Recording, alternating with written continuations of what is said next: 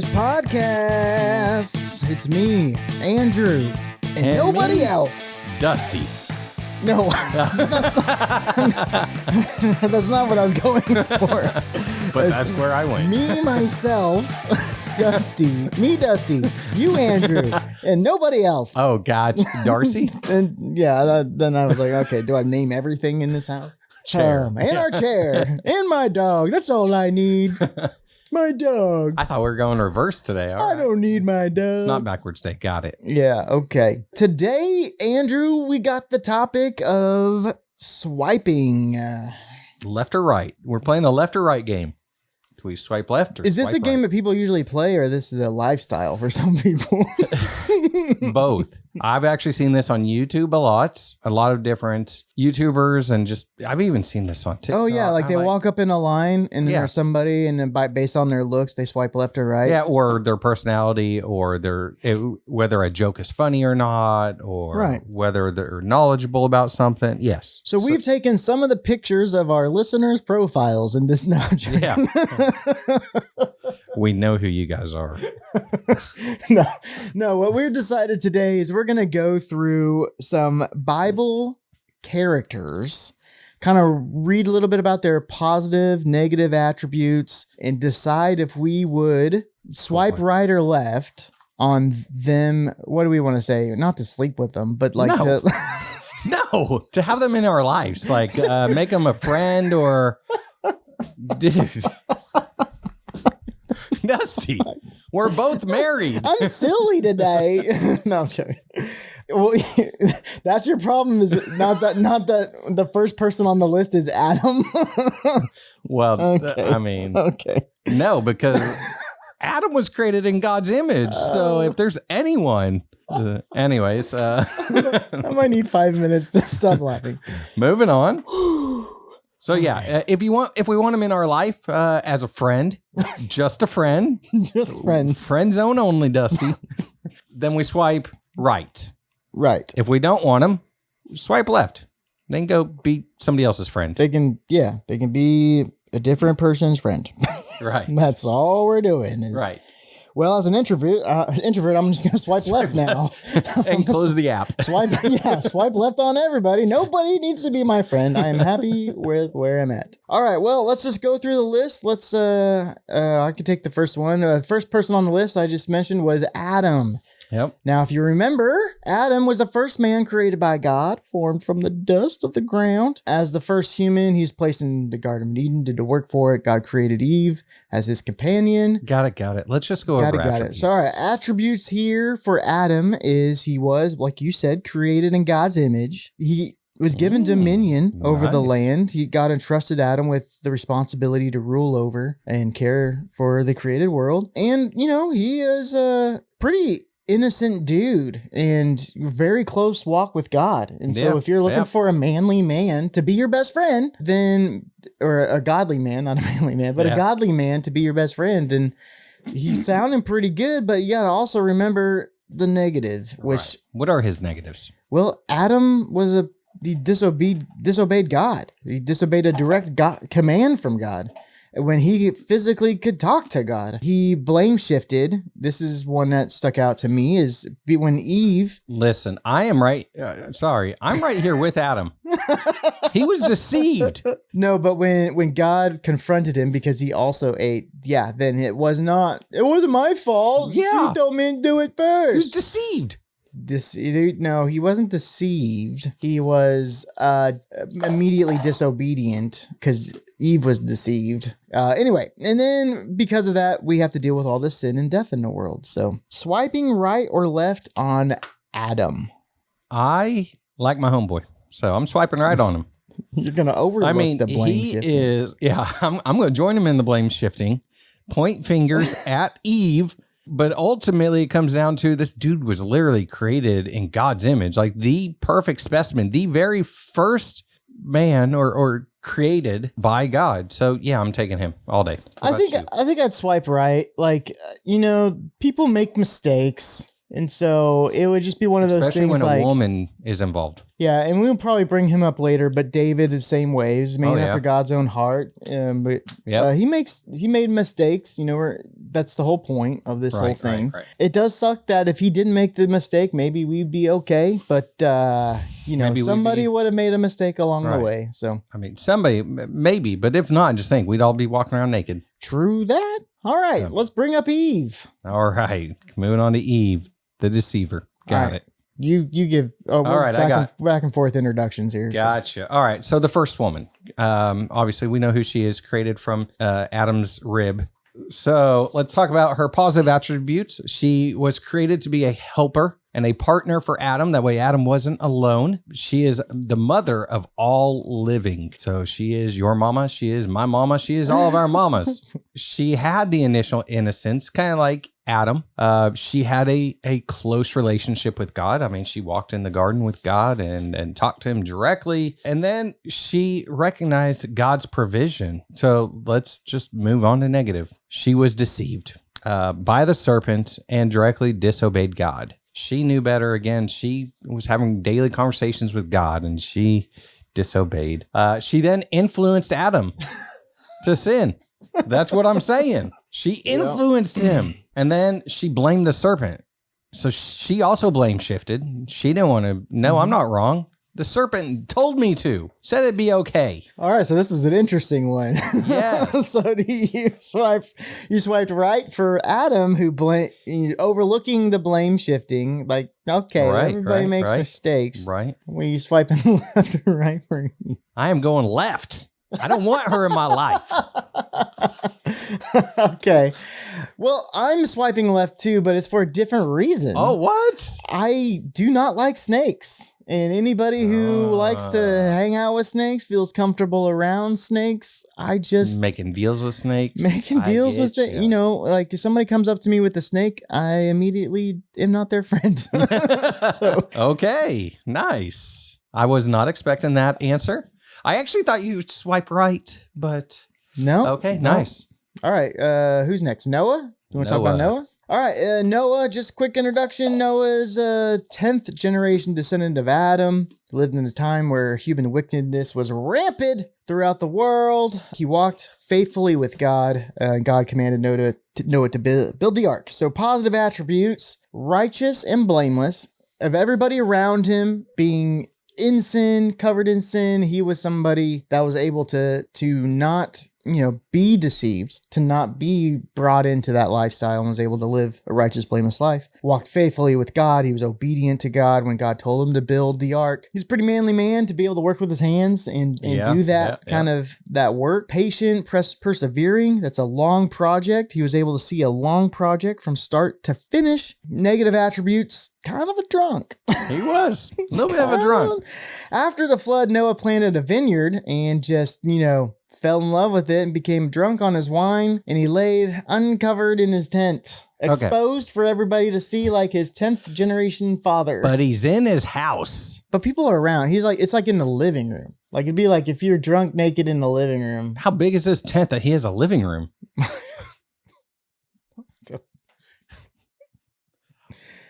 All right, Nick. Okay, so he became drunk on wine. When he gets drunk, his clothes come off, okay? And then he cursed his grandson. Of all of that, where would you swipe with Noah? I'm right there with him. I mean, when I get drunk, my clothes come off. I don't get drunk anymore. Caveat. Let's see. Cursing his grandson, that is a little extreme. But, I'm still swiping right on him. He has too many positive attributes to outweigh his negatives. And dude passed out in his tent. Mm-hmm. That's his house. Like, if he wasn't drinking and sailing a boat. Yeah. So he wasn't drunk at the river. Exactly. He was drunk. I swipe right too. You always need somebody around you that's can build things and be resourceful and can be dumber than you at times. And when the world goes to crap, you have a place to go. Yeah, I mean, there's a reason God picked him. That's kind of like why I'm your friend, Andrew. I mean, I was your friend when you were a drunk and an angry drunk. But I just knew, like, if we were ever attacked, if the world ever went crazy, I know a place where that is stocked up and able to survive. Yeah. For longer than what I would survive by myself. So I got MREs and protection. You're my Noah. So, all right, moving on to Abraham. You guys might know this homie as Abram. You know, his name was changed. Yo, Ab.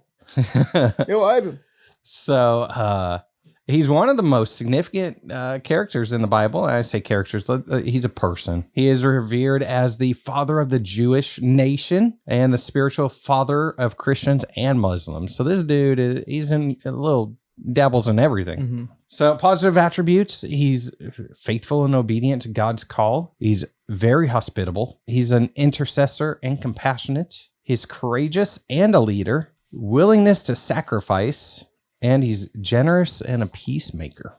Now, his negative, he can succumb to fear and be deceived. At times, he had lack of faith and was impatient, especially when he was trying to have a son with Sarah, having a child with one of Sarah's maids, and he questioned God's promise. Again, he went and had a son with somebody else. So there he is. Mm-hmm. One of the most influential people in the Bible, left or right. Like this one's kind of like the struggle. Like I'm swiping right, but just like to know, like, but this guy, even when he hears a word from the Lord, he always seems to still do it in his own timing. He's trying to way. He tries to force things, and then that usually makes it harder for people around him. And so, like, it doesn't seem like he only thinks of himself in these kind of situations when he's in this. And so it would be hard to be his friend sometimes. Not all the time. Most of the time it's probably very great. But then there will be times where, you know, like he's got 2 sons and all of a sudden now one of them is basically a nobody to them. And because God finally fulfills the promise that he originally said. And right.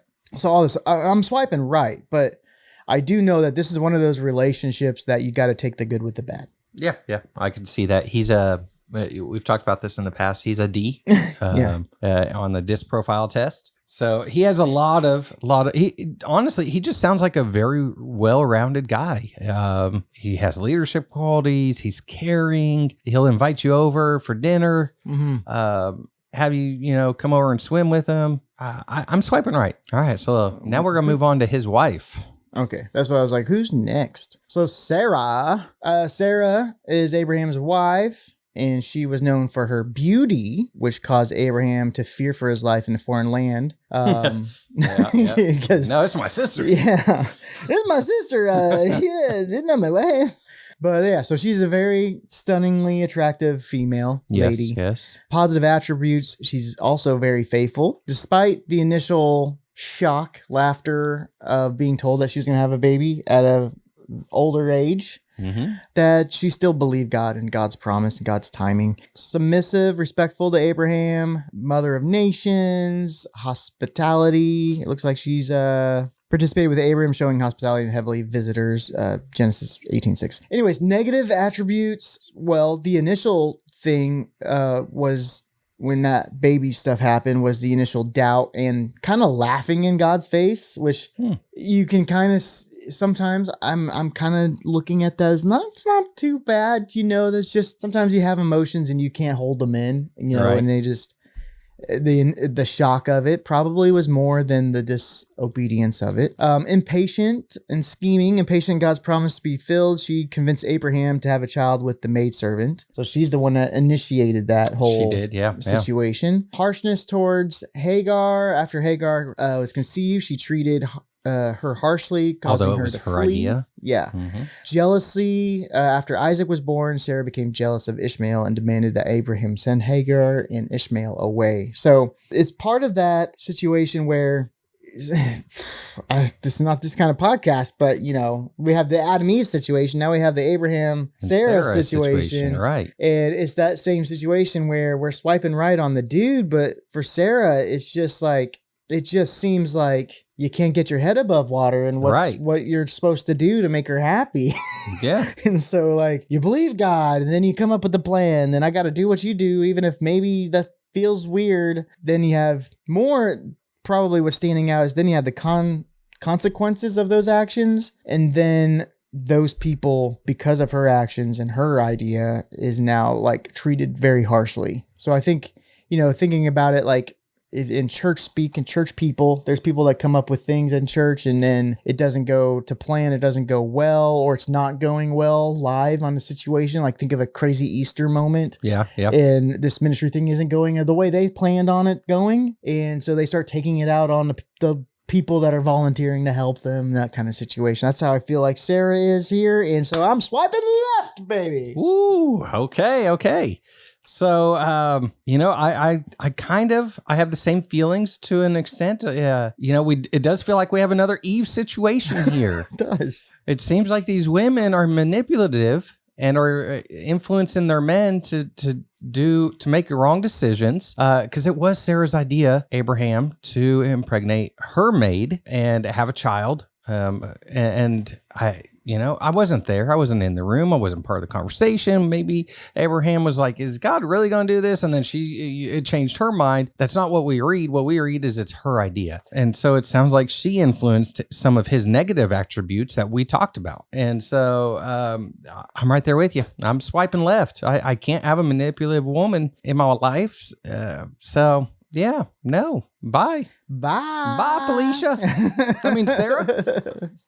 So let's skip on down to Rahab. Rahab was a Canaanite woman. She was living in Jericho. She played a crucial role in Israel's conquest of the Promised Land in the Battle of Jericho. She's the one that let the spies in and all that kind of stuff. Yeah. And so positive attributes for her, she was faithful in the true God. So despite her living in the pagan background, living in a city full of being a Canaanite woman, of believers, that she was able to see God, understand God, and then basically risked her life, to do God's will. Quick thinking. She was very clever when, the situation arose where she was misdirecting the soldiers away from the spies, that kind of thing. She was very concerned with her family and the protection of her family. She negotiated safety for her entire family, not just herself in that situation. And she left her former life behind and joined the Israelites to eventually become an ancestor of Jesus, Matthew 1:5. So her negative attributes,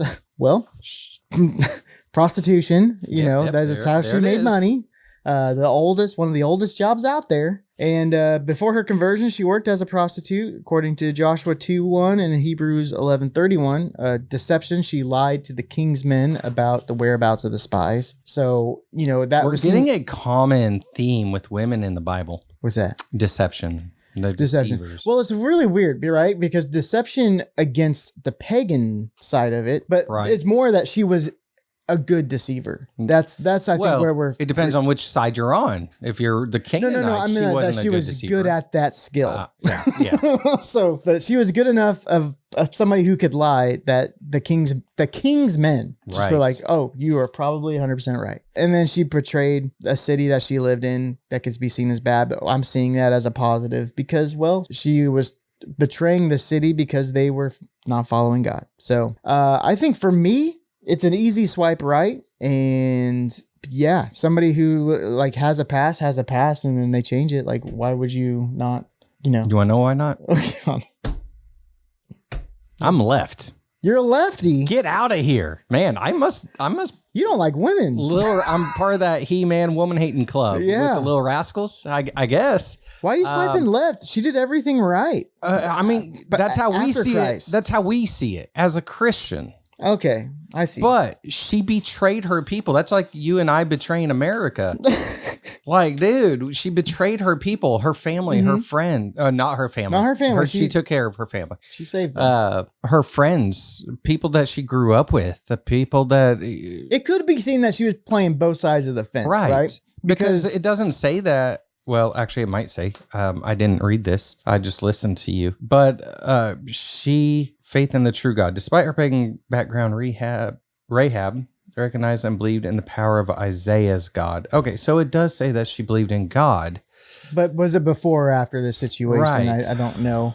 But so you could kind of see it. I see what you're saying. Because she's playing both sides. She's betraying her people to protect herself to whatever happens. Exactly. Now, whatever army wins, she's good. She's good, right. Yeah. And so Yeah, and but- now that the Israelites won, she then follows that true God. Yeah, and if the Israelites had lost, well, no harm, no foul, because they would never, the Canaanites would never have known that she betrayed them, right. and that despite her betraying them, that they would have won, and they were lucky essentially. But the Canaanites did fall, Israelites did win, and she was protected. So yeah, she played both sides of the fence there, and So that's what you don't like. Like, stick with the team. Yes, 100%. Kevin Durant. Yeah, yes. Exactly. Yeah. James Harden. Yeah. Like stick with the team. You know, don't keep just trying to go to the winning team every time. LeBum James. Yeah. So yeah, that's I swipe left on her because of that. The betrayal of her city is what really got me, and solidified my answer, because I could have justified in my head up until then. I got you. All right, we're going to move on. Talk about, a man's man, somebody that we all strive to be like, and we all want to be strong, hear from God, and have that blessing pour down upon us. So let's talk about Samson. Samson's the guy whose mother dedicated him to the Lord, and the dude he had a dramatic life there at the end, like not just at the end. Dude was a playboy.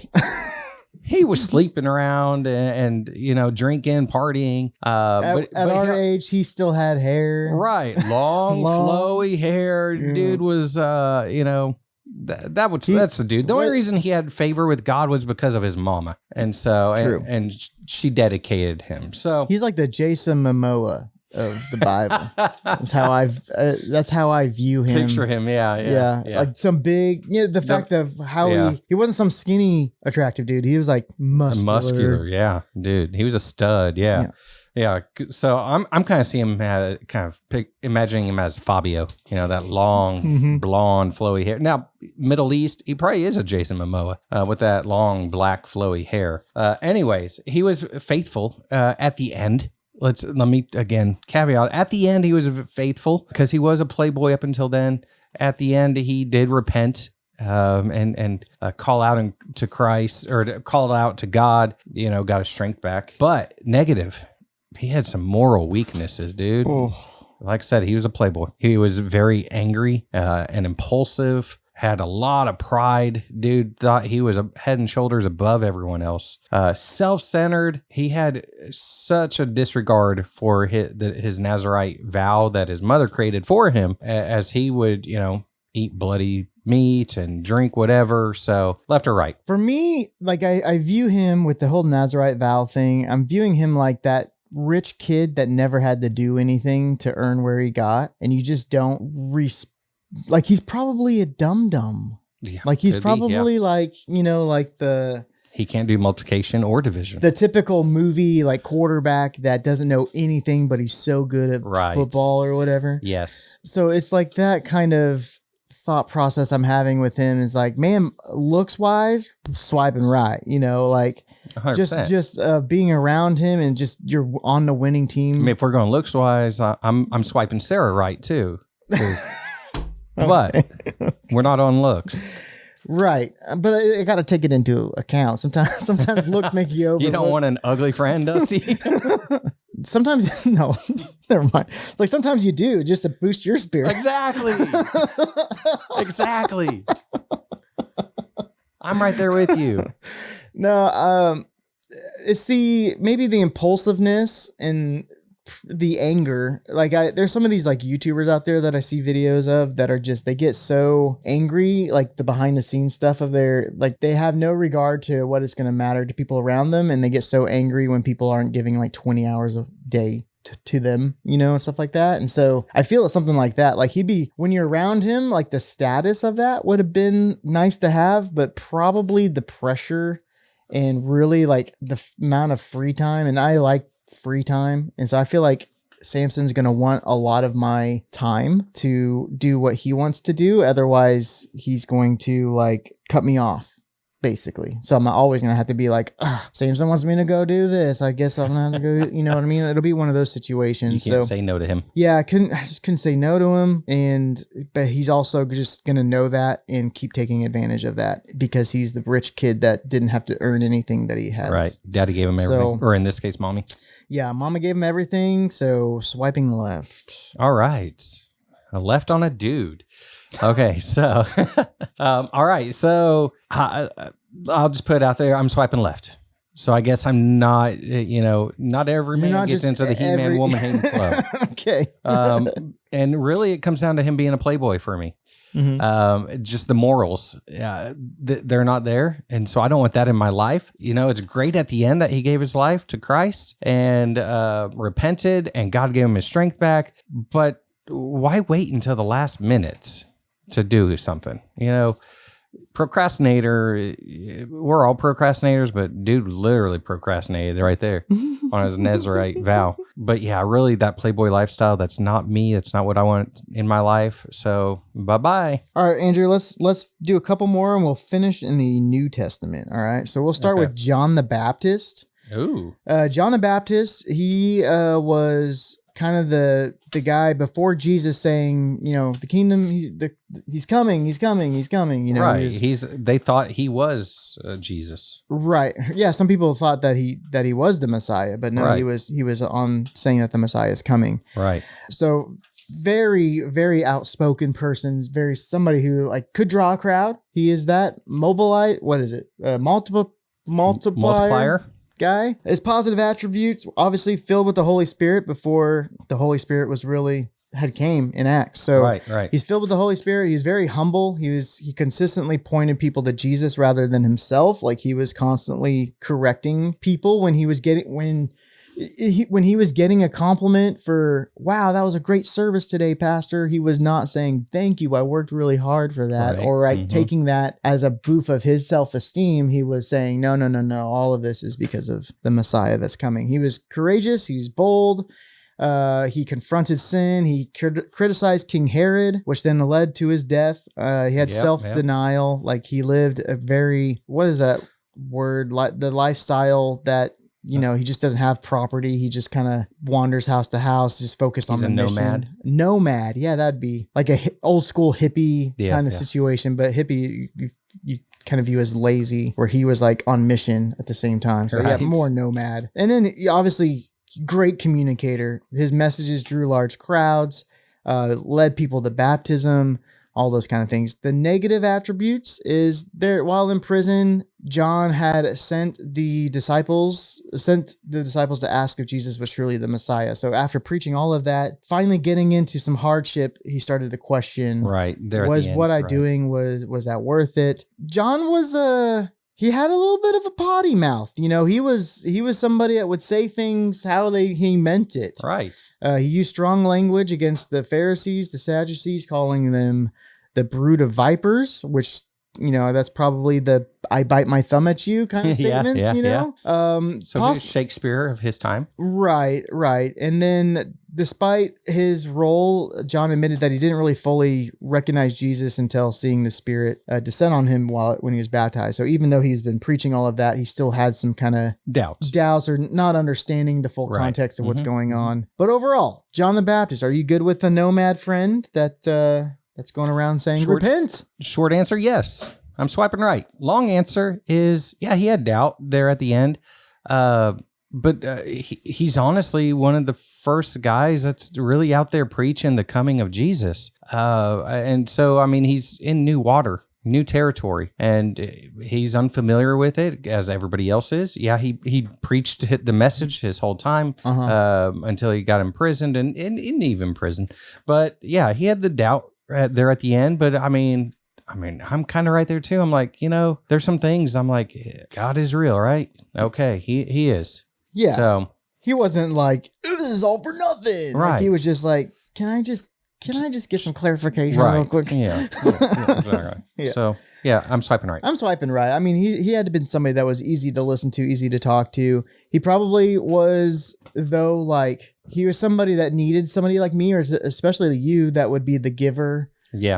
person that could help support a nomad's lifestyle, help get him from A to B because he didn't have the resources, but you bought into his mission, so he's not a guy that's always there's two types of people that need help, friends that always need help. There's ones that are like constantly like, woe is me, my car broke down, kind of guilt giving. Right. And then there's like the people that, they're just on mission. They're going to do it regardless if they have the funds or not. They're going to figure out a way. And then you just like can buy into that. And when you're giving to them, that is going 100% to not a lifestyle that's causing them not to have money. It's a lifestyle that's causing them to be more on mission. I don't know. All right, let's hit the Hold big. Nope, I got one before. Oh, you got one before? Yep.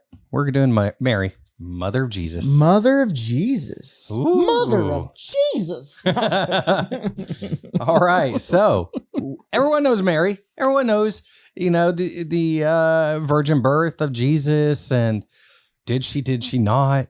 By the way, she did not. It was a virgin birth. Spoiler alert. Positive attributes, faith and obedience. I mean, as a teenager, she just gets pregnant, and now she just has to tell everybody, hey, I'm pregnant. Nope, I didn't have sex, but I am pregnant. I didn't sit on a toilet seat either. And so faith and obedience, the spiritual insight, just the insight to understand God's character and promises, her reflective nature, because she treasured up all these things and pondered them in her heart. That's what they said about her in Luke 2. Mm-hmm. Her persistence in following Jesus. Yeah, it's her son. And to me, it's a little easier for her because she had direct word and communication from God. She knew she didn't have sex. And so she knew the baby in her was, immaculate. A little bit of cheating right there. She followed Jesus because of what happened. Yeah. She had a little bit of a advantage. Hot tip. Yeah. Like she knew, like, on gambling when you got like the inside scoop. Yeah. Like she Insider knew knowledge. Yeah. She knew, like, wait a minute, like I'm going to win this argument. Right. I mean, there's a few other positive attributes. There's a lot of positive. Let's go over negative. Okay. Okay. Occasionally she lacked understanding. I mean, she didn't always understand Jesus' mission and actions. Let's see, Luke 2 again, son, why have you treated us like this? Did they not understand what he was saying to them? I mean, come on, Mary. She attempted to manage Jesus' ministry. Along with Jesus' brother, she once tried to take charge of Jesus when they thought he was, quote unquote, out of his mind. That's in Mark 3. And then again, just like we saw in John the Baptist, she had momentary doubt. In Luke 1, the angel's announcement initially troubled her, and she questioned how it could be possible that she was pregnant and going to have a child when she had never, had sex. So, left or right? This one might be controversial. I look at those negative attributes, and here's what it reminds me of. The parents that, like, the moms that, like, throw their kids into cheerleading. Oh, yes. Because they want to relive the glory days. Yes. It's not that bad because obviously Mary was never the Messiah. Right. But it does feel like attempting to like manage their child and have them like direct their child on what they want them to do. Like there was the time where Jesus was in the temple and Mary was like, what are you doing? I mean, as a parent, but at the same time, it's like, she's just constantly trying to, like, you're living your life through your child instead of, living your life. So it kind of gives those vibes, which I ain't gonna lie is not ideal. Yeah. For somebody, so I think I'm just, as far as a personality goes, like she's a great person and all, but I feel like she's just going to kind of probably mother me a little bit and try to control what I do as well. And we're just friends. So I'm swiping left. I guess I didn't say left. I'm here like waiting for me to say the direction. Is. So, and you brought up some good points, some things I didn't think about initially. I mean, she did have a little insider knowledge there. So to me, it's a little easier for her to understand and to trust and to believe that things are going to happen. And so that momentary doubt also that has a stronger annotation for me because she had so much inside knowledge and then she still doubted. I mean, it's kind of like she was like Thomas there, doubting Thomas. Mm-hmm. But anyways, But there are so many other positive attributes, and you have to think this just came upon her as she was a teenager. Right. One of probably the biggest responsibility in all of mankind to raise the Messiah. And so I'm going to give her that grain of salt. Especially in today's world where people, teenagers then though, like they were a little more mature. Well, they were like basically the lifestyle like a 25-year-old now. Yeah, where like now we have, so like she already didn't get like, but if you were like judging it in today's world, like, yeah, you want somebody like her, I guess that's like more mature, like a person to be around. Yep. So I'm swiping right. I am putting a woman into my club, finally. And it just took the mother of Jesus. That's it. All right, Dusty, the last one. We are going New Testaments, and we're going Paul. Or you might know him as Saul. I don't know. Well, I guess that depends on the swiping. Are we swiping for Paul or are we swiping for Saul? Right. We're going to go Paul in this instance. Okay. All right. So positive attributes. He was zealous and wholehearted, completely committed. So he scored a perfect score of 25 on the spiritual gifts test on faith, because he was completely committed to whatever Jesus wanted him to do. And then he had the endurance and perseverance. I mean, that's huge in my book. And then humility. He was bold and fearless. He was content, very compassionate and loving, self-supporting. So let's go over his negatives. Former, when he was Saul, he did persecute Christians and made sure that they died and attacked the church. He was quick-tempered and impatient. As Paul, he was prideful, which he struggled against that, and he acknowledged that himself in 2 Corinthians. He was harsh in confrontation. Wasn't it Paul who cut the dude's ear off? Or no, that was Peter. Okay, never mind. Harsh in confrontation. He was direct, which, that I like that. And he was a little tacky at times. His zeal sometimes led him to make statements that lacked tact.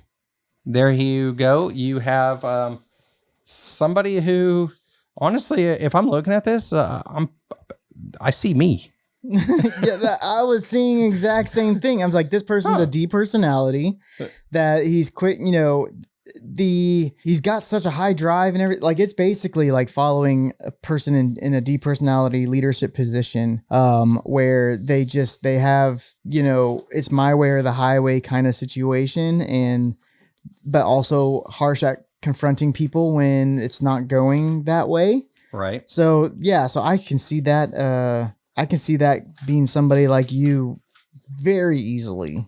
So Dusty, are you swiping left or right on me? Well, now this puts me in a weird situation, because originally I was going to swipe left. Ooh. because those people can be hard to be around. Yes, yeah, I agree with you. Obviously on the good moments and the positive, when you have the endurance, you have the zealous, you have the traveling, you have like just being able to make big change in the church and strategic leadership, all of that stuff. He's something that is self-supporting. He doesn't depend on our abilities, but at the same time, he's somebody that you might not get a word in edgewise. Right. Like I'm taking this as, like I swipe right on you because I do feel like you do hear me, right?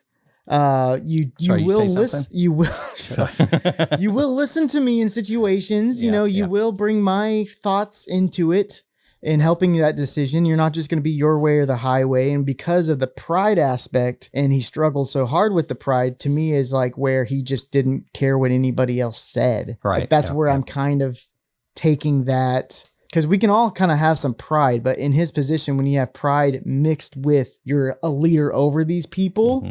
and now like their position of volunteerism is like their way or the highway, then I'm just going to move on because I don't need you anyway because I'm self-supporting. Right. That's why I'm swiping left. It's just, It feels like it's going to end up being a toxic. I like it. I like it. I too am swiping left. Hey, honor yourself. For a different reason though.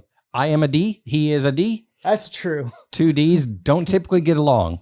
So again, in my friend group, he's not going to be right there in my friend group. It doesn't mean I hate him. I will still work with him because he does have great attributes. I will network him with his ministry. There we go. But I'm not going to be in the same. Yes. Now, also, as far as you and me, I haven't always been like this. You knew me before, and we became friends before I became such a D. And so I was, seventh, 8th grade, whatever grade that was, 8th grade.